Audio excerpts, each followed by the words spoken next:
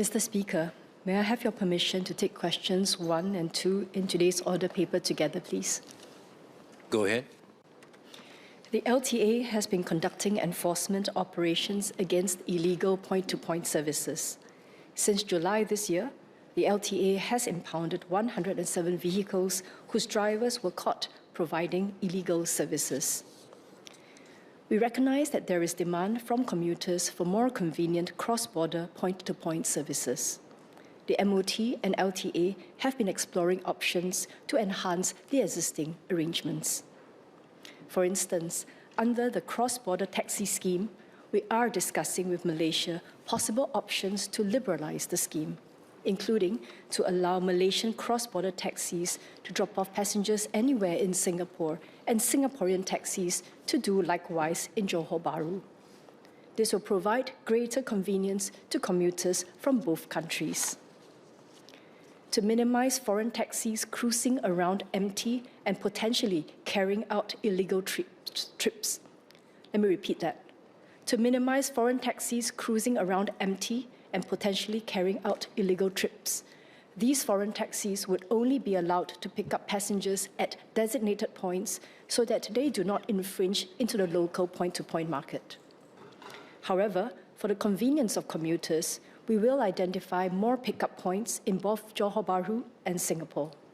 We will discuss options with the Malaysian authorities on a reciprocal basis. We will continue to engage the National Taxi Association and the National Private Hire Vehicles Association to take in their suggestions. We're also exploring using location tracking, including ERP 2.0 and other measures to prevent illegal trips by cross-border taxis within Singapore.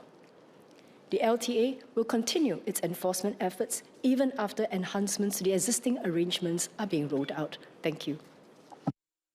Ms. Yeo Wan Ling.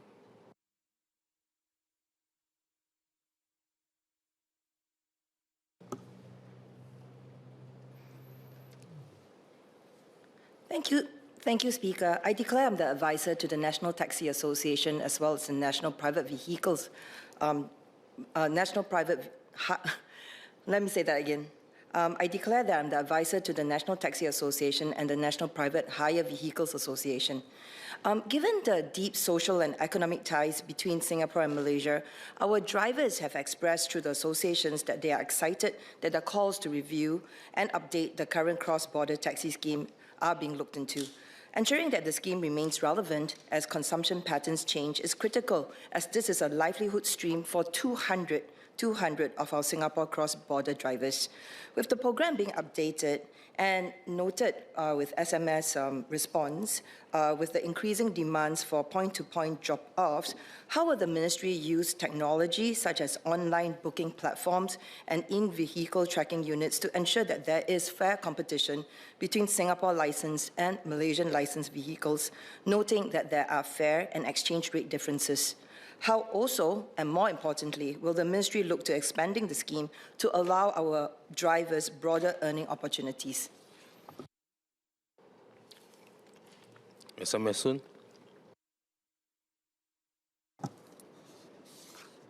I thank the member for her supplementary questions. Indeed, there is a lot of unmet demand from commuters who would like to travel more frequently across the border.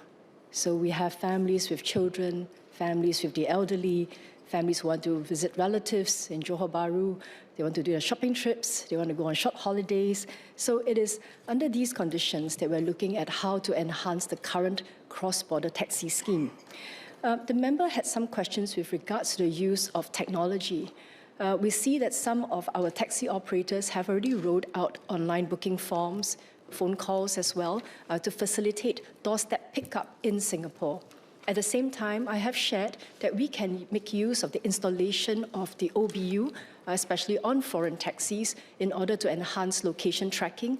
And not to forget, our platform operators, the ride-hail platform operators, also have technology platforms that they can use to enhance location tracking. So these are ways in which we can ensure that foreign vehicles are not conducting illegal point-to-point trips in Singapore.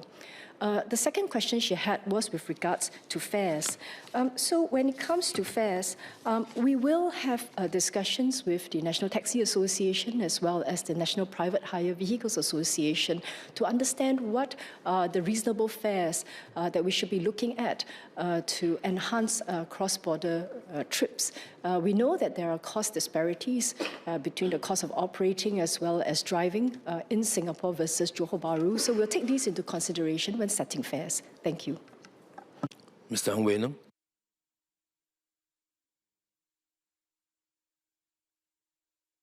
Thank you, Speaker. Thank you to SMS Sun for the comprehensive reply. But before I go on, let me declare I'm the CEO of Stripes Premier, a company that provides cross-border taxi service as well. I have a few supplementary questions. First of all, what is the plan that you have, LTA have to expand the fleet of a 200 cross-border taxi to more, and whether they will allow the application by the taxi driver on a monthly basis rather than restrict it to once a year. Secondly, what is the plan to expand this cross-border service to private hire car? Because private cars pricings are quite dynamic, and as you pointed by SMS soon, the operating costs of driving P2P vehicles in Johor Bahru is a small fraction of what is the cost in Singapore. So how would MOT consider measures to prevent undercutting of fare in this matter? And thirdly, when the SMS say that they want to increase the number of drop-off points in Malaysia and Singapore, currently there's only one drop-off point, and one drop in Malaysia, in JB is Larkin, and in Singapore there's one drop-off points. How many drop-off points is MOT thinking of having?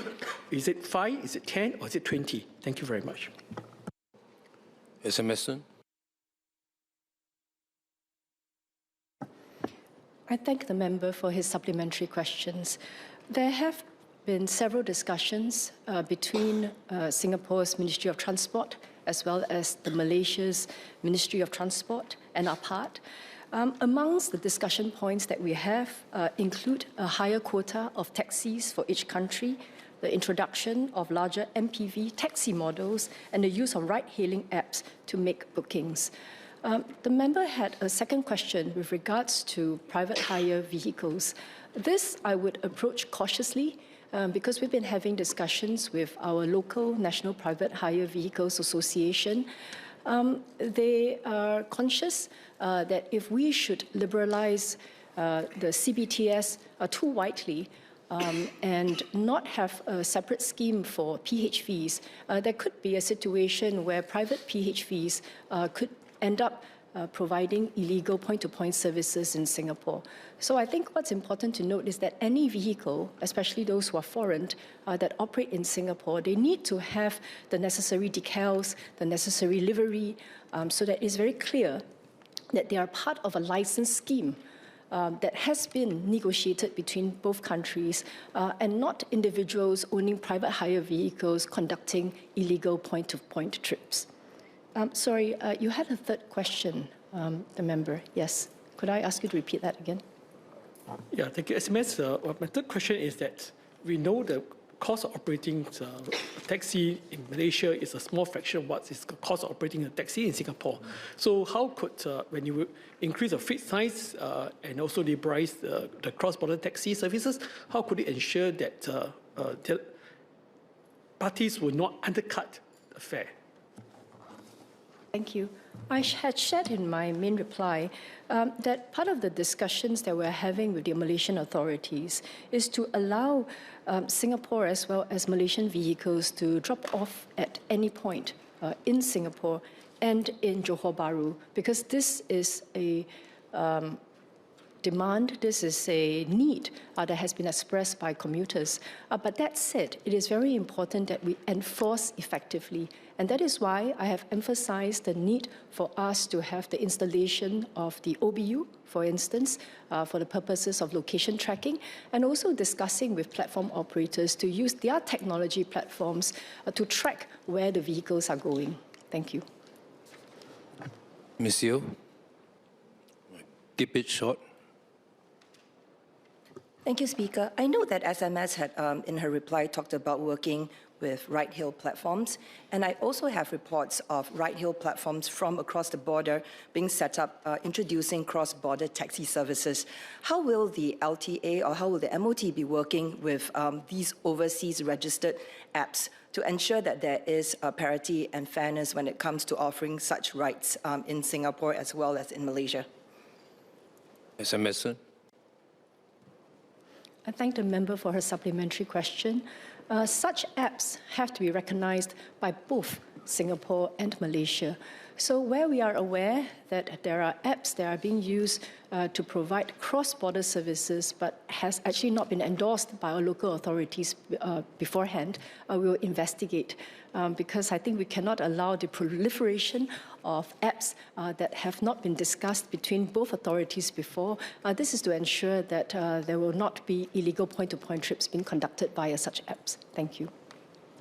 Mr. Ang, keep it short as well. Thank you, Speaker. SMS have asked a question, how could you prevent undercutting of fare? Because the cost of operating a taxi in Malaysia is only a fraction of what's the cost of operating a taxi in Singapore. SMS. I thank the member for his question. As part of the review of the cross-border taxi scheme, we will be consulting our associations to ensure that fares are reasonable to our passengers while providing assurance to Singaporean drivers that cross-border trips are viable given their operational costs. I think what the member is concerned about is actually rides that are actually illegal.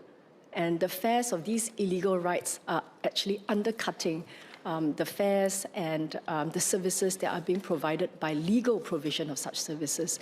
So for such illegal provision of services where fares are undercutting the fares that are pre-negotiated between both countries' authorities, we will enforce in a strict manner against such illegal providers of services. Thank you. Your last SQ, Associate Professor Jamus, keep it short.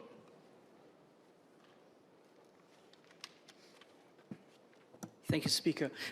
If I may build on the question by Ms. Yeo earlier on, I've also received feedback from residents engaged in PHV services that these illegal ride-hailing services are offered not just via unauthorized apps, but also via chat groups. I'm wondering, my first question is whether the ministry has a sense of the pervasiveness of such illegal services being offered via chat groups as well as apps, and secondly, if the ministry has a plan to crack down on such means of securing services, for example, using secret shopper or methodologies of this nature. Thank you. Ms. Emerson. I thank the member for his question.